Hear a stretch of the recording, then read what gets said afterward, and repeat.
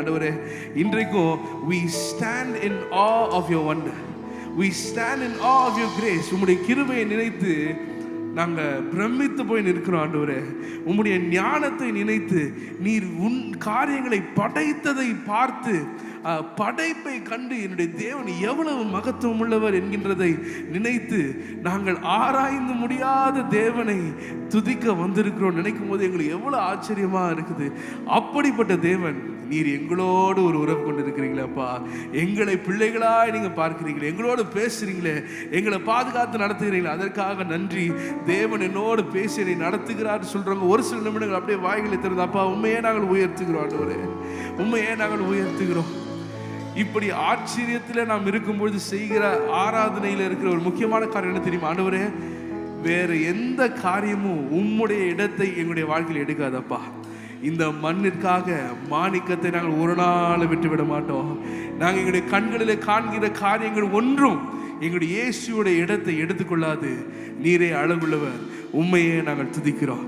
நம்ம எல்லாரும் சேர்ந்து கரங்களை தள்ளி தேவனை பாடி துதிக்கலாமா? உற்சாகத்தோடு, சந்தோஷத்தோடு, ஆச்சரியத்தோடு தேவனை பாடி. அழகுள்ளவர், இயேசுவை போல அழகுள்ளவர் யாரும் இல்லை. ஆமென்.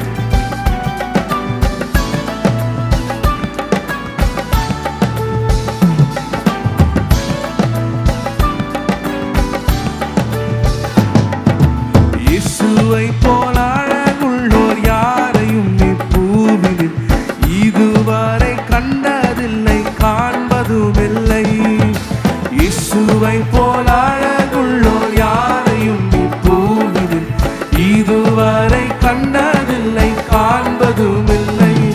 பூரண அழகுள்ளவரே, பூவில் என் வாழ்க்கையது நீரே போதும், வேறே வேண்டாம் இந்த நண்பர் இயேசுவே.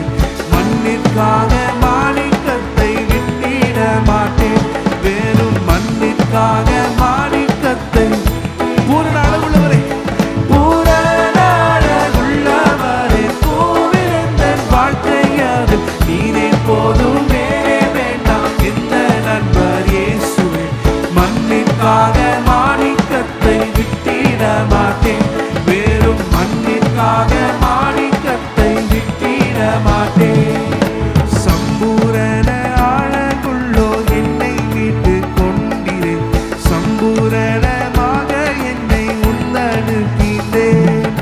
சம்பூரண அழகுள்ளோ என்னை மீட்டு கொண்டிரே, சம்பூரணமாக சொல்லுவா. பூரண பூரண அழகுள்ளவரே, பூவில் என் வாழ்க்கையது நீரே போதும், வேறே வேண்டாம் இந்த நண்பர் இயேசுவே. மண்ணிற்காக மாணிக்கத்தை விட்டிட மாட்டேன், வேறும் மண்ணிற்காக மாணிக்கத்தை விட்டிட மாட்டேன். எருசலே குமாரிகள் எத்தனை வளைந்தோரார், உம்மில் உள்ள இந்த நன்மை நீக்கவும் என்றார்.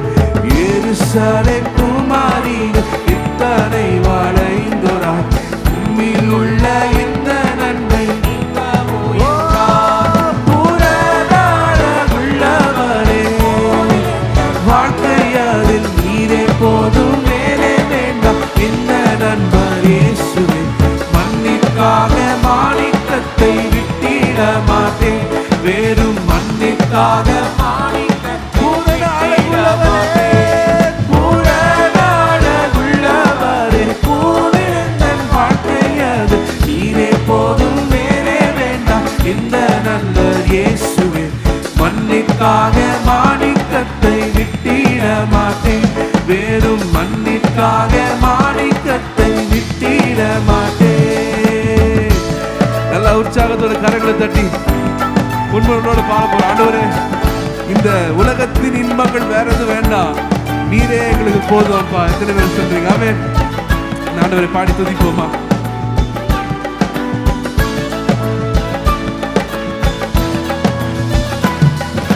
லோக சுகமென்மை எல்லாம் என்னை கவர்ச்சித்தான், பாவ சோதனைகள் எல்லாம் என்னை சோதித்தாள்.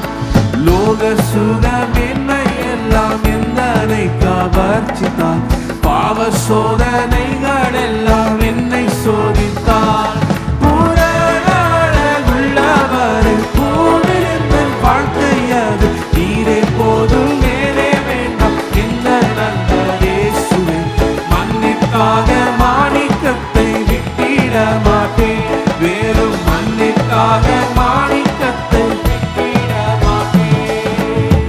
என்மேல் மோதும் குமிழி போல் மின்னும் ஜடமோகமே என்மேல் வந்து வேகமாக மோதி அடித்தார். நீர்மேல் மோதும் குமிழி போல் மின்னும் ஜடமோகமே என்மேல் வந்து வேகமாக மோதி அடித்தார். உள்ளவரை கோவிலங்கள் வாழ்க்கையாது நீரே போதும் வேறே வேண்டாம். மண்ணிற்காக மாணிக்கத்தை விட்டிட மாட்டேன், வெறும் மண்ணிற்காக மாணிக்கத்தை விட்டிட மாட்டேன். தினந்தோறும் உம்மில் உள்ள அன்பு என்னில் பொங்குதே, நிசரே நீ வேகம் வந்து என்னை சேருமே. தினந்தோறும் உம்மில் உள்ள அன்பு என்னில் பொங்குதே, நிசரே நீ வேகம் வந்து என்னை சேருமே.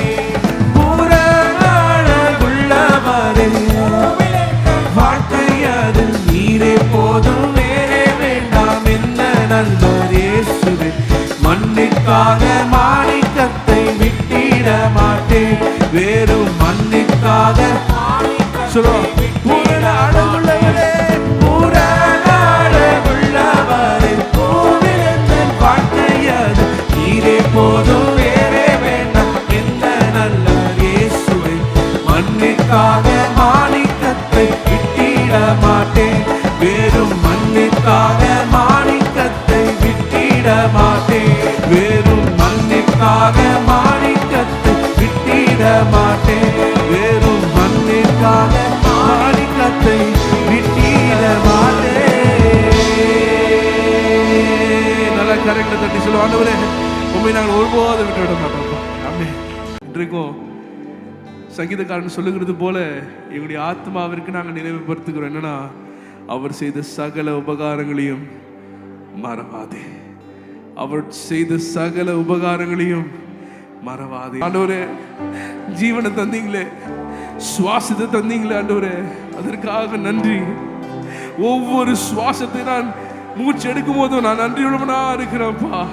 கரங்களை பிடித்து நடத்தி வந்தவரே, தாயின் கர்வத்தில் உருவாவதற்கு முன்பதாக என்னை தெரிந்து கொண்டவரே, உள்ளங்கையில வரைந்து என்னை மறக்காமல் என்னை என்மேல் நினைவா இருக்கிறவரே, உண்மை நான் உமக்கு நாங்கள் நன்றி செலுத்துகிறேன்ப்பா. உமக்கு நான் நன்றி செலுத்துறேன் ஆண்டவரே, எல்லா உபகாரங்களுக்காக நன்றி அப்பா. உமக்கே நாங்கள் நன்றி செலுத்துகிறோம். என்ன நடந்தாலும் என்ன நேர்ந்தாலும் உம்மையே நம்பி துதித்திடுவே. என் ஆத்துமாவே கர்த்தரை துதி, முழு உள்ளத்தோடே அவர் நாமத்தையே ஸ்தோத்தரி. பரிசுத்த நீரே, நீர் அன்பில் சிறந்தவர், தயவில் பெரியவர், இரக்கத்தில் ஐஸ்வர்யம் உள்ளவரே. உம் கிருபையினால் என்னை உயர்த்தின தேவனே, வாழ்நாள் எல்லாம் உம்மை தொழுதிடு.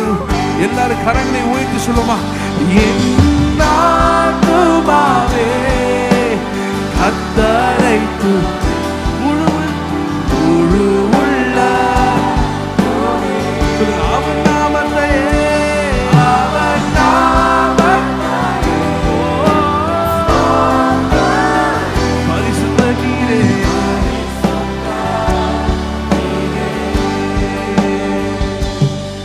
மேலனாற்ற நேரம் நீ மேலனாய் வருவி, நம்பினோரெல்லாம் என்னை கைவிட்டாலும் உம் முகத்தை மட்டும் நோக்கி பார்த்திடுவே. சோர்ந்திடாமல் உம்மை உயர்த்திடுவே.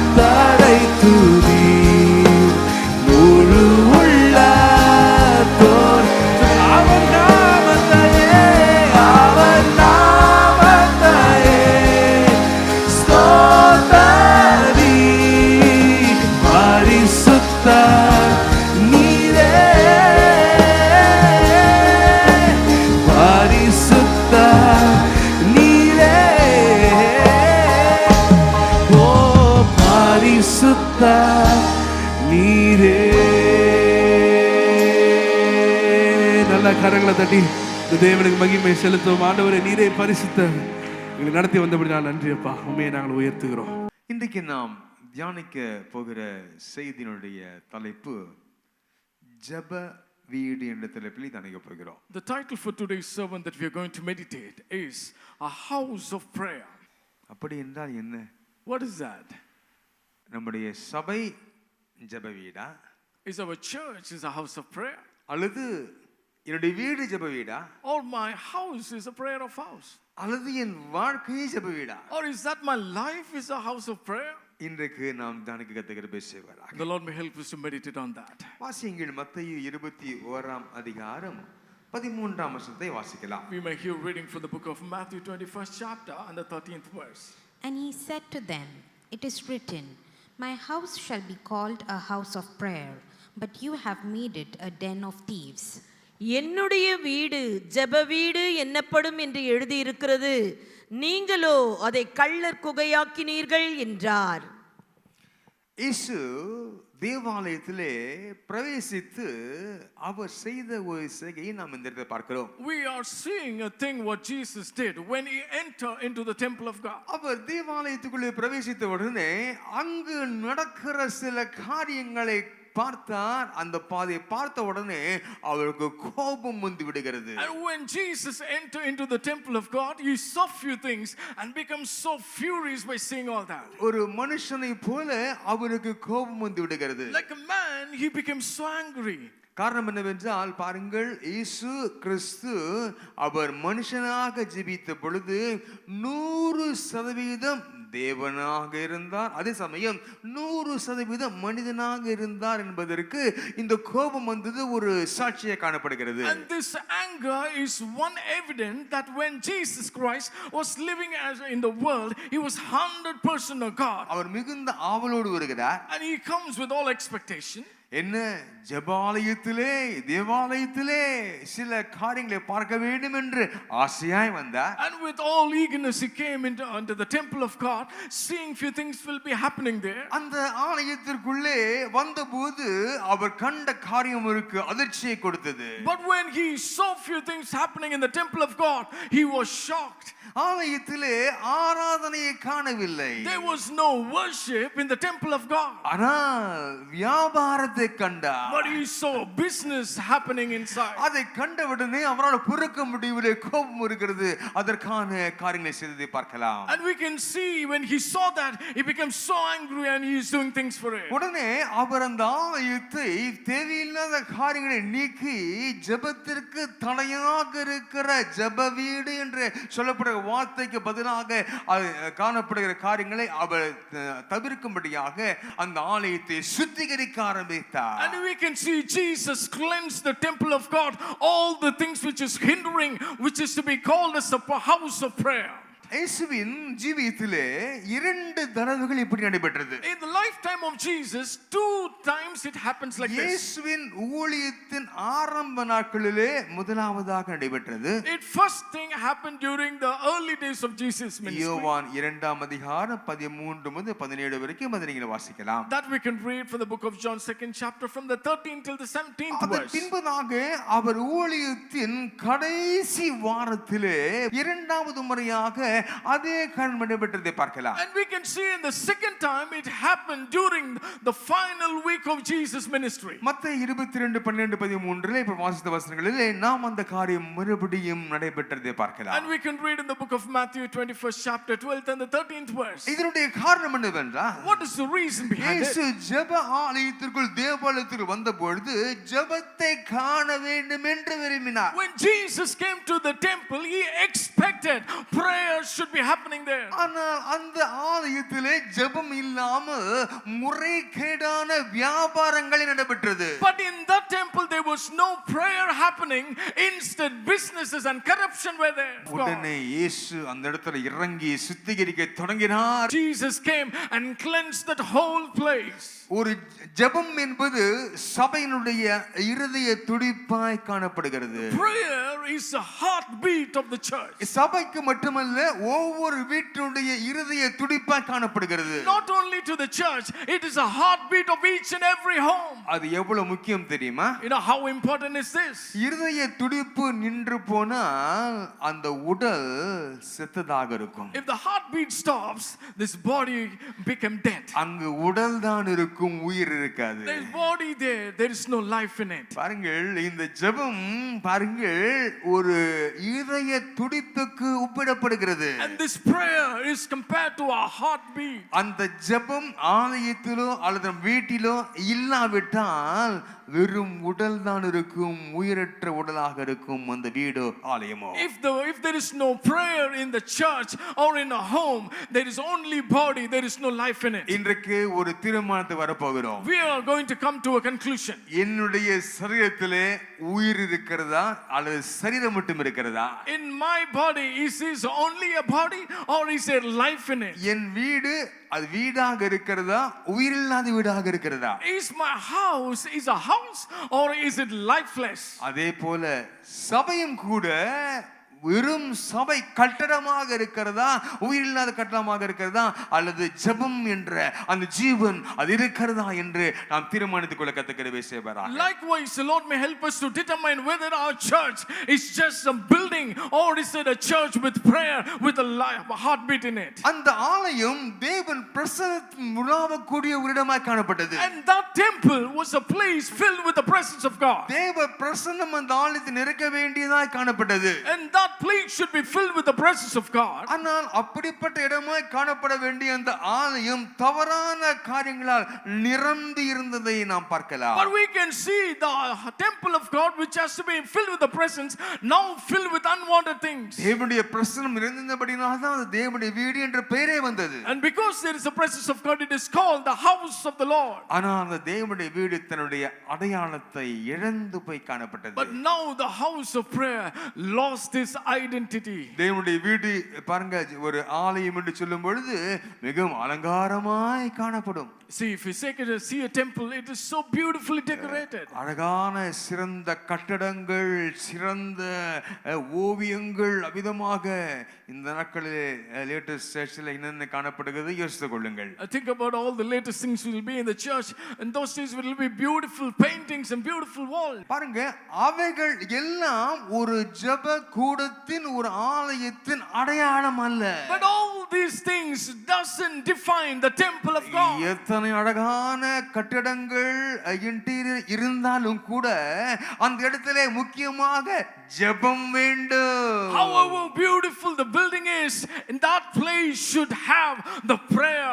அந்த ஜெபம் தான் அதை ஜெப வீடு என்று அடையாளப்படுத்துகிற ஒன்றாக காணப்படுகிறது. Only the prayer will identify that this is a house of prayer. ஜெபம் இல்லாவிட்டால் வேறு சில காரியங்கள் அந்த ஜெபத்தின் முக்கியத்துவத்தை எடுத்துக்கொள்ளும் என்று பார்க்கிறோம். We see if there is no prayer, some other things will take up the importance over there. அதைத்தான் இயேசு அந்த ஆலயத்திலிருந்து சுத்திகரித்தார்னு பார்க்கிறோம். That is what we see. Jesus removed and cleansed it from this அவருக்கு temple. மிகவும் கோபம் வருகிறதை பார்த்த உடனே And he became so angry when he saw this. இந்த ஆலயம் ஜெபத்திற்காக உருவாக்கப்பட்டு தானே அதை வியாபார ஸ்தலமாக்கினீர்கள் என்று கோபப்படுகிறதை பார்க்கலாம். We can see he became so angry. This temple is for prayer, not for business. நம்முடைய வீடுகளும் ஜெப வீடுகளாக மாற வேண்டும். எத்தனை பேர் விரும்புறீங்க இந்த வேளையிலே? How many of you want even our homes, our houses should be the house of prayer? ஜெபம் இல்லாத இடம் தேவன் இல்லாத இடமாக மாறிவிடும். A house without prayer becomes a place without God. நம்முடைய வீட்டிலே கர்த்தர் இருக்கிறாரா, இயேசு இருக்கிறாரா? கொஞ்சம் யோசிச்சு பாருங்க. Think a while whether Jesus is there in our house. இயேசு இருக்கிறார் அப்படி நீங்க சொல்ல வேண்டும் என்றால் உங்களுடைய வீட்டிலே ஜெபம் தூபம் எழும்ப வேண்டும் என்று பார்க்கிறோம். We see if Jesus has to be in your house, that means prayer incense should raise from your house. ஜெப வீடாய் நாம் காணப்படுகிறோமா? Are we a house of prayer? ஜெபம் இருக்க வேண்டிய அளவிலே எனக்கு காணப்படுகிறதா? Is that the measure of prayer in my life? முதலாவதாக வாசியுங்கள் ஏசாயா தீர்க்கதரிசன புத்தகம் 56ஆம் அதிகாரம் 7ஆம் வசனத்தை வாசியுங்கள். Read from the book of Isaiah 56th chapter and the 7th verse. Even them I will bring to my holy mountain and make them joyful in my house of prayer. Their burnt offerings and their sacrifices will be accepted on my altar. For my house shall be called the house of prayer for all nations. நான் என் பரிசுத்த பர்வதத்துக்கு கொண்டு வந்து என் ஜெப வீட்டிலே அவர்களை மகிழ பண்ணுவேன். அவர்களுடைய சர்வாங்க தகனங்களும் அவர்களுடைய பலிகளும் என் பலிபீடத்தின் மேல் அங்கீகரிக்கப்பட்டிருக்கும். என்னுடைய வீடு சகல ஜனங்களுக்கும் ஜெப வீடு என்னப்படும். என்னுடைய வீடு சகல ஜனங்களுக்கும் சொல்லுங்க ஜெப வீடு எனப்படும். My house shall be called a house of prayer for all nations. பாருங்கள், கர்த்தர் சொல்லுகிறார், ஜெப வீட்டிலே அவளை கொண்டு வந்து மகிழ பண்ணுவேன். And the Lord says, I will bring them into the house of prayer and make them joyful. தேவனுடைய ஆலயத்திலே தேவனுடைய மகிழ்ச்சி இருக்கிறது. And there is joy in the house of the Lord. சங்கீதக்காரன் சொல்கிறான், தேவனுடைய ஆலயத்துக்கு போவோம் என்ற உடனே மகிழ்ச்சியா இருந்தார். And the psalmist says he became so glad when they called to go to the house of the Lord. ஆகவேதான் இங்கு வந்த உடனே எத்தனை கவலைகள் பாரங்கள் இருந்தாலும் அதை மறந்து தேவனுடைய மகிழ்ச்சியால் நிறைந்து ஆடி பாடுகிறோம். That is why whatever problems and worries we have, when we come to the house of the Lord, we forget everything, sing and rejoice in the Lord. முதலாவதாக பார்க்கிறோம், ஜெபம் தேவனுடைய வீட்டின் அடையாளம். First we see prayer is the identity of God's house. பாருங்கள், தேவனுடைய வீடு பாருங்க, அதனுடைய கட்டடம் அதனுடைய அழகு எவ்வளவாய் பிரம்மாண்டமாக இருந்தாலும் கூட, அது அப்படி இருந்தாலும் இல்லாவிட்டாலும் ஜெபத்தினால் தான் அந்த ஜெப வீடு தேவனுடைய ஆலயம் அடையாளப்படுத்தப்படுகிறது என்பானவளே. If the house of the Lord, how much ever big and huge and mighty it might be, but it is identified by prayer. அந்த ஜெபமானது அது இல்லாவிட்டால் அது உண்மையான சபையாக இருக்காது. Without prayer, it is not a true house of the Lord. ஒரு சபை ஜெபத்தினாலே அடையாளப்படுத்தப்படுகிறது என்பானவளே. A temple of God is identified by prayer. ஜெபம் ஒரு செயல் அல்ல, Prayer அது is not தேவனுடைய வீட்டின் அடையாளமாய் காணப்படுகிறது. Prayer is not an activity, it is an identity for the house of God. பாருங்க, ஜெபம் எழுகிற இடத்திலே தேவனுடைய பிரசன்னம் இருக்கும். Where the prayer raises, there is presence of God. ஜெபம் எழும்பாத வீடுகளிலே நான் சொல்லுகிறேன், தேவனுடைய பிரசன்னம் இருக்காது. In the houses where there is no prayer, we are saying there is no presence of அந்த God. வீட்டிலே ஒரு மனம் இருக்காது. There will be no unity or oneness in that house. அந்த வீட்டில் அப்படி இருந்தால் சண்டை தான் வரும். And they will be always fighting in that home. ஜெபம் எவ்வளவு முக்கியமானது தெரியுமா? See how important this prayer is. ஏன் குடும்ப ஜெபத்தை முக்கியப்படுத்துறோம் தெரியுமா? You know why are we giving more importance for family prayer? அந்த இடத்திலே மனங்கள் இணைகிறது. Because our hearts get united in that ஒரு place. மனங்கள் வருகிறது. Oneness of heart comes there. இருவர் உட்கார்ந்து ஜெபிக்க ஆரம்பிக்கும் பொழுது இயேசுவானவர் நடுவே இறங்கி வந்து விடுகிறார். And when we sit together and pray, Jesus come in between. அந்த வீட்டை பரிசுத்தப்படுத்துகிறார். He sanctifies that house. மனங்களை இணைக்கிறார். He unites the heart. அந்த வீட்டுக்கு ஒரு மன குறைவுகள் எடுத்து போடுகிறார். All the thing which spoils the oneness has been taken அந்த out. வீட்டை ஜெப வீடாக கர்த்தர் மாற்றுகிறார். And that house, the Lord makes it the house of prayer. ஜெப வீடு என்று சொன்னால் சபை மட்டும்தான் ஜெப வீடு நினைத்துக் கொள்ளாதீங்க. Don't think only the church is a house of prayer. நம் ஒவ்வொருவருடைய வீடும் ஜெப வீடு தான். Each and every one of our houses is a house of எத்தனை prayer. பேருக்கு ஆமென் சொல்றீங்க? Amen. ஜெபம் என்று சொல்றது ஒரு அப்பாட்ட புள்ள பேசுற காரியம். Prayer is a way of conversating with your father. எப்படி and son. பேசும் தெரியுமா புள்ள? You know how the child will speak. அம்மா அப்பா வாகனத்தில் வருகிறார்கள் சொல்லுமா? Will that say, oh father, mom is coming through car? Mamma mamma நடி நடி அவ்வளவுதான். என்ன தெரியுமா? அம்மா அப்பா பைக்ல வர்றாரு, முடிஞ்சு போச்சு. It is just a simple language to say, mom, father is coming through bike. அதுபோல பாருங்க, தேவன் கூட தம்முடைய பிள்ளைகள் அவர் முறைப்படி ஜெபிக்க வேண்டும் என்று அவர் எதிர்பார்ப்பதில்லை. இருதயத்தின் ஆழத்திலிருந்து என்னென்ன வேதனை இருக்குதோ உடனே அப்படியே அப்பான்னு சொல்லுங்க, கர்த்தரை கேட்டு மகிழ்வதாக இருக்கிறார், அதை மாற்றி போடுவதாக இருக்கிறார். Whatever your burdens, whatever your problem, when you go and cry to your father, is ready and eagerly waiting to listen to you, and he will change it completely. ஜெபம் பரலோகத்தையும் பூலோகத்தையும் இணைக்கிற ஒன்றாக காணப்படுகிறது. And prayer connects heaven and earth together. உங்க வீட்டுல பரலோகம் வானம் வந்து இணைகிறதா? in your home. Is heaven is connected in your home? ஜெபிக்க ஆரம்பிக்கும் பொழுது பூலோகம் பரலோகம் இணைகிற ஒன்றாய் காணப்படுகிறது. And when you pray, heaven and earth connects together. கடற்கரைக்கு செல்லுகிறோம், அங்கிருந்து அழகாக இயற்கையை அழக ரசிக்கிறோம். என்ன அழகு தெரியுமா? ஒரு இடத்துல அந்த கடலும் வானமும் இணைகிறதை அழகாக பார்ப்போம். We go to the seashore, we can see beautiful waves coming, but on one point we can see heaven, the clouds and the waters are joining together. அதுபோல நம்முடைய வீட்டிலே நம்முடைய மனக்கண்கள் திறக்கும் என்றால் பாருங்க, பரலோகமும் பூலோகமும் இணைகிற ஒன்று, அதுதான் ஜெப வீடு என்று பார்க்கிறோம். Even in our houses, when our heart is open, we can see heaven and earth are connected. ஆகவே நாம் இவ்வளவு நேரம் பார்த்தது என்ன தெரியுமா? கட்டிடம் தேவ ஆலயம் அல்ல. Building is not the church. ஜெபம் தான் தேவாலயம். ஒரு பெரிய ஆமென் சொல்லுமா அந்த வேளையிலே? Amen. Only prayer makes it God's house. என்னுடைய வீடு பரலோகத்தையும் பூமியையும் இணைக்கிற வீடாக இருக்கிறதா?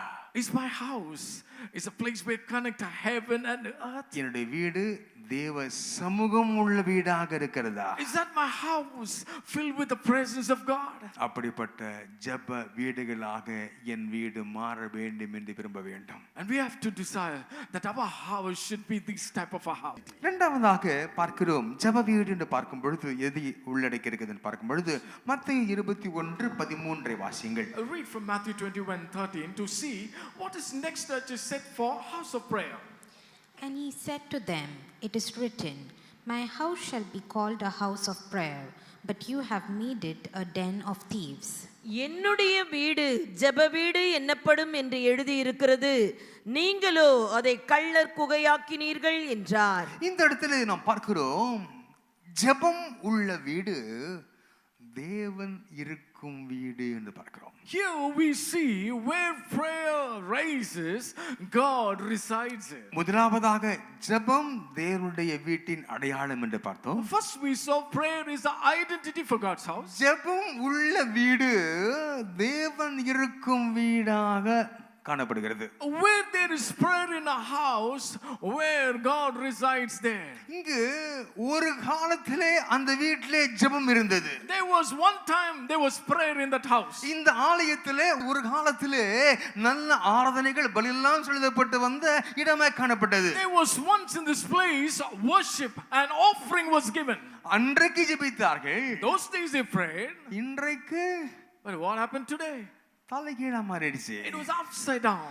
அது எப்படி தெரியுமா? வேத சொல்லுகிறது, அது கள்ளர் குகையாக மாறுகிறது. And the Bible calls it, it's a den of thieves. பாருங்க, ஒரு நிலையிலே அந்த நாட்களிலே இருந்த வீடு இன்றைக்கு எப்படியாக மாறி இருக்கிறது.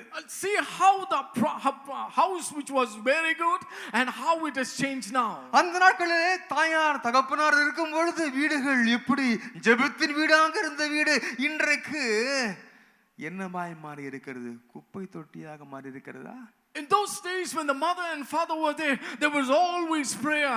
Well, look what has happened now.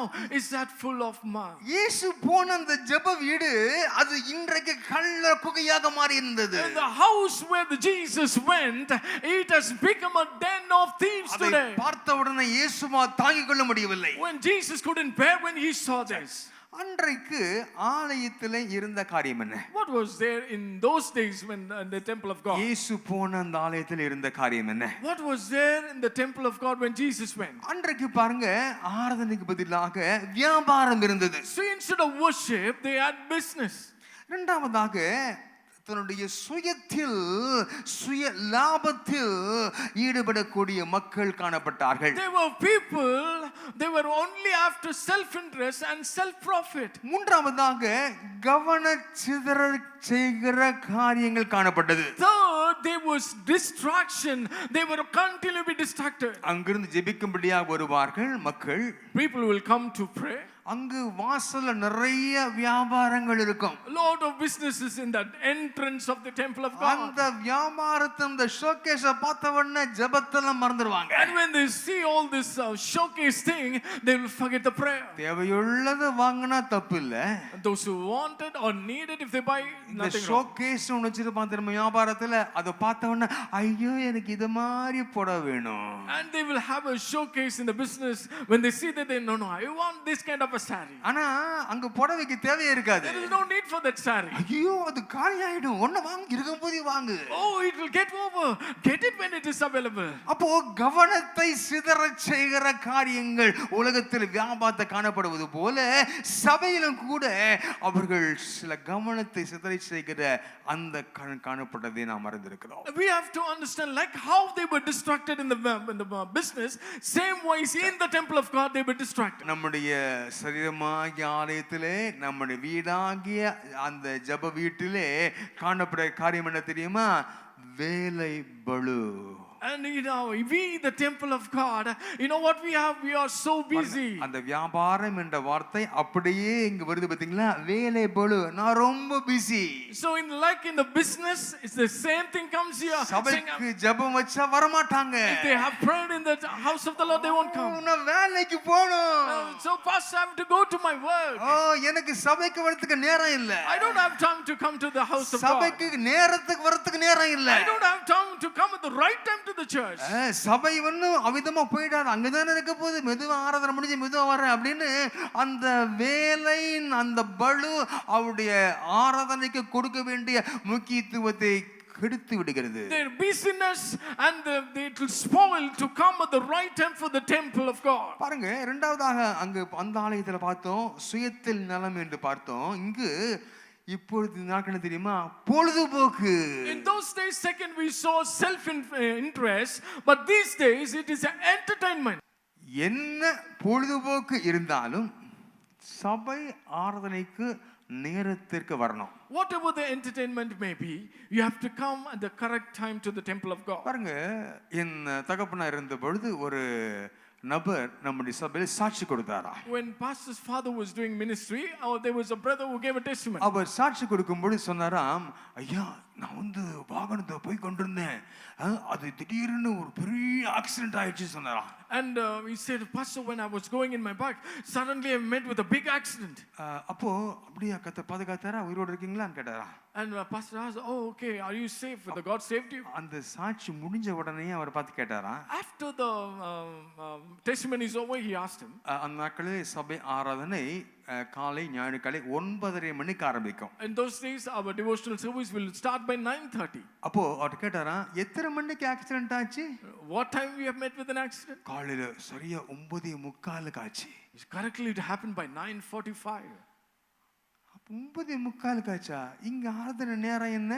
What is the worship time here? 9:30. 9:30. அப்போ 9:45 எங்க இருந்திருக்கணும்? ஐயா சபையில இருந்திருக்கணும். 9:45 where you should be? நீங்க எங்க இருந்தீங்க? Where were you? ரோட்ல இருந்தேன். You were in the road.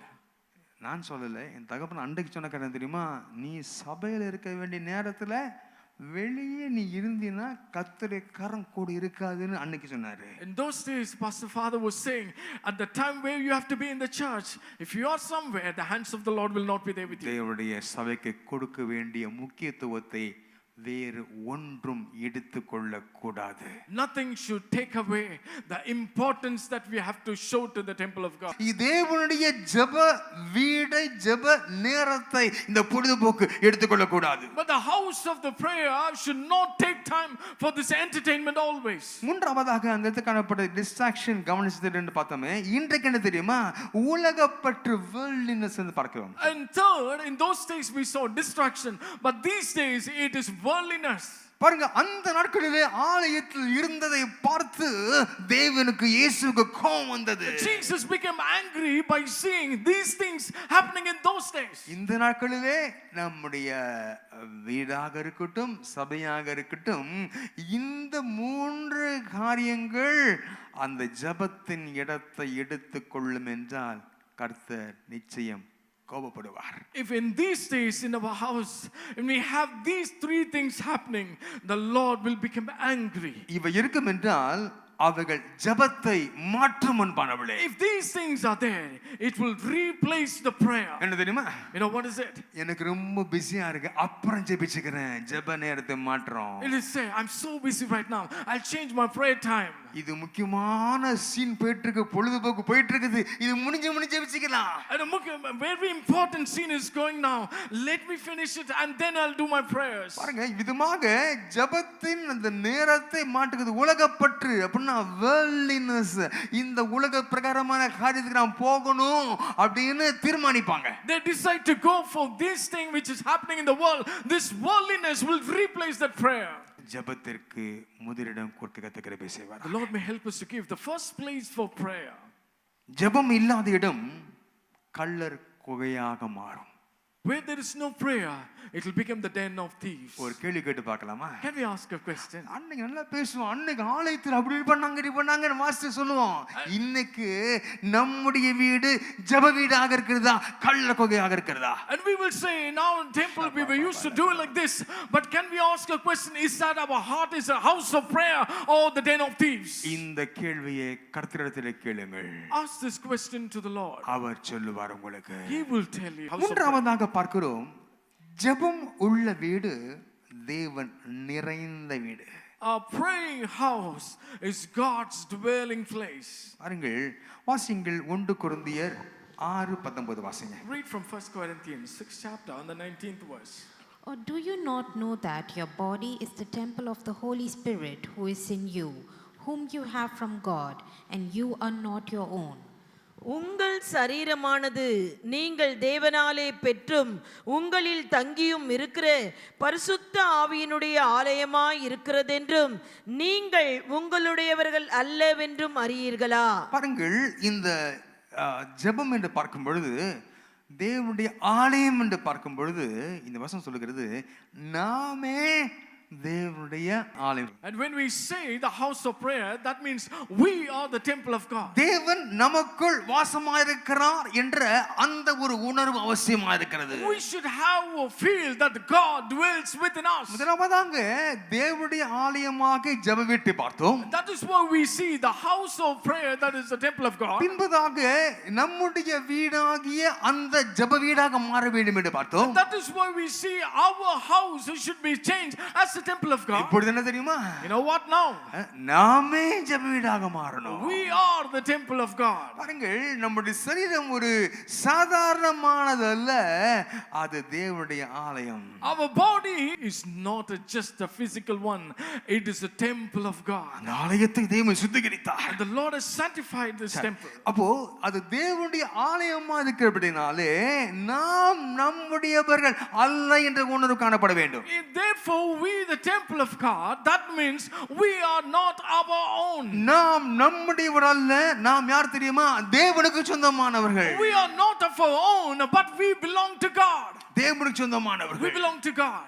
நம்முடைய பொருளை விட மற்றவருடைய பொருளை கவனமாக வச்சிருப்போம் அல்லவா? We will be more careful than our things for the things of others. அப்படி என்றால் தேவனுடைய சரீரமாகிய அவருடைய ஆலயமாகிய நம்முடைய சரீரத்தையும் கவனமாய் பார்க்க வேண்டும். Therefore our body, which is the temple of God, which belongs to God, we have to be more careful. இயேசு வந்து பார்க்கிறார், என்னுடைய ஆலயம் எப்படி இருக்குது? பார்த்தா அழுக்கா இருக்குது. And Jesus comes and see the temple and he sees it full with dust. உடனே என்ன பண்றார்? தொடப்பு திருத்து பிரிக்கிற மாதிரி எல்லாரும் சுத்திகரிக்கிறதை பார்க்கலாம். It's like he's taking a broom and cleaning it. He's cleaning everything. பாருங்க, அவ்விதமாக தேவன் சுத்திகரிக்கிற வேளையில இறங்கிட்டாரு. And Lord, get into the work of cleaning it. அதுபோல் நம்முடைய வாழ்க்கையிலே நம்முடைய சரீரத்திலே ஆவியானவர் இருக்கிறார் என்று விசுவாசிக்கிறோம். வேதம் சொல்லுகிறது. அப்போ நம்முடைய சரீரத்தையும் சுத்தமாய் வைத்திருக்கணும். Therefore the Holy Spirit is within us. We should keep our temple as clean. சரியாக சாப்பிடணும். At the right time we have to eat our food. சரியான கடமைகளை செய்யணும். We have to do our right duties. அளவாய் சாப்பிடணும். We have to eat within limits. கண்ட குப்பையும் உள்ள கொட்டக்கூடாது. Not put unwanted dust. ஏன் தெரியுமா? அது தேவனுடைய ஆலயம். It is the temple of God.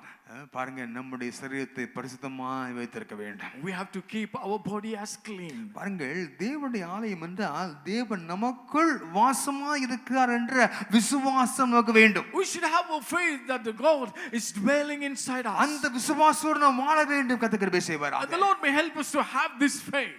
ஆண்டவரே, நீர் வசிக்கிற இந்த வீட்டை நான் பரிசுத்தமாய் காக்க கிருபை செய்வீராக. Lord, help me to clean and make this temple of God clean because you are dwelling here. ஆகவே தேவன் வாசமாய் இருக்கிற அந்த வீடு, ஜெபம் உள்ள வீடு, தேவனுடைய சமூகத்தினால் நிறைந்த வீடு என்று பார்க்கிறோமே. நம்முடைய சரீரமே தேவனுடைய ஆலயம் என்று பார்க்கிறோமே. என்னென்ன காரியத்தை சுத்திகரிக்க வேண்டுமோ சுத்திகரிக்க கர்த்தர் கிருபை செய்வாராக. A praying house is God's dwelling place, and we are the temple of God. What are the things we have to sanctify? We have to clean it. சரீரத்தை எப்படி கனமுள்ளதாய் ஆண்டு கொள்ள வேண்டும். We have to rule our body honorably. கர்த்தர் கிருபை செய்வாராக. The Lord may help us. கர்த்தர் நடத்துவாராக. Lord may guide. ஒரு வீட்டுக்கு நாங்க சென்றிருந்தோம். We went to a house. அந்த வீட்டுக்கு போய் கதவு தட்டின உடனே பாஸ்டர் வந்திருக்கேன்னு சொன்ன உடனே கதவு திறக்கப்படல. So when you knocked on the door and we say pastor has come, the door was not open immediately. உள்ள நிறைய சத்தம் கேக்குது. There were a lot of sounds coming from inside the house. ஒரு 5 நிமிஷம் கழிச்சு அந்த வீட்டு சகோதரி கதவு திறக்கறாங்க. After 5 minutes the sister in the house is opening the door. நல்ல புடவை போத்திக்கிட்டு praise the Lord pastor வாங்க. She was wearing a good saree and she was saying, pastor, praise the Lord. உடனே என்ன சிஸ்டர் எப்படி இருக்கீங்கன்னு கேட்டோம். நல்லா இருக்கும் பாஸ்டர். உடனே அந்த வீட்டுக்கு சுத்தி பார்த்தோம். And when we asked sister how are you, and then we were just looking around the house. அந்த வீட்ல என்ன நடந்துச்சுன்றது புரிஞ்சது எனக்கு. And we understood what exactly happened in that house. என்ன தெரியுமா? You know what happened? அந்த வீட்டு பிள்ளைகள் அவள் நேரம் பார்க்க வேண்டாத வேற காரியங்களை பார்த்துட்டு இருந்திருக்காங்க டிவியில. The children were watching unwanted things in the TV. உடனே தலை ஒன்று போய் பாஸ்டர் வந்திருக்காரு, டிவி ஆஃப் பண்ணு, வேற ஆசீர்வாத டிவியை போடு அப்படின்னு அந்த டிவி மாற்றி அங்க அழகா அருமையா உருகி பாடிட்டு இருக்காங்க. And this mother was knocking and gave a knock on the child saying, put a blessing TV now, and they were trying to sing. பாக்க நினைப்பாங்க தெரியுமா, எந்த நேரமும் இதுல ஆசீர்வாதம் தான் ஓடும். You know what the others will think? There's always blessing TV running here. அவள் நேரம் அழுக்கு போனது தெரியல. They didn't know that all the மறைக்கணும் விரும்புறாங்க. they want to cover it up. அது மட்டுமல்ல, Not only that, அவங்க டேபிள்ல பாத்தீங்கன்னா அழகா ஒரு பைபிள் விரிச்சு இருக்குது. there was a beautiful Bible open on the table. ஆனா நடந்தது என்ன தெரியுமா? You know what happened exactly? அதுக்கு முன்னால டிராயர் திறந்து முன்ன சத்தம் கிடைச்சு தெரியுமா?